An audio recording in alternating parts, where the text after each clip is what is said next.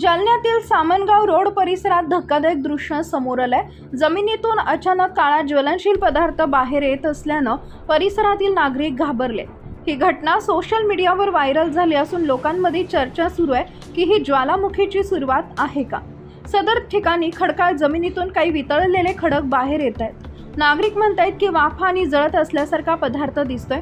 काही तज्ञांच्या मते पोलमधून जाणाऱ्या विद्युत प्रवाहामुळे जमिनीतून हा पदार्थ बाहेर येत असल्याचा अंदाज आहे। घटना पाहण्यासाठी नागरिकांनी घटनास्थळी गर्दी केली असून प्रशासन आणि स्थानिक तज्ञ यांच्याकडून त्वरित पाहणी सुरू आहे। प्रकरणामुळे जालना शहरात खळबळ उडाली आहे। सामनगाव रोड परिसरात ज्वलनशील पदार्थ जमिनीतून बाहेर येताना दिसला।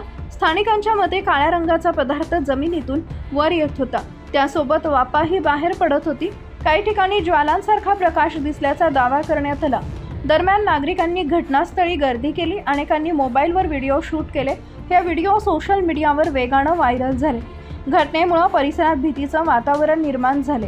काहींनी जमिनीखाली उष्ण प्रक्रिया सुरू असल्याचा अंदाज व्यक्त केला, तर काहींनी ज्वालामुखीसारखी चर्चा सुरू केली। तज्ञांनी मात्र वेगळ्या शक्यता मांडल्या। खडकाळ जमिनीतील रासायनिक प्रतिक्रिया कारणीभूत असू शकते। विद्युत प्रवाहामुळे उष्णता निर्माण झाल्याची शक्यता व्यक्त होत आहे।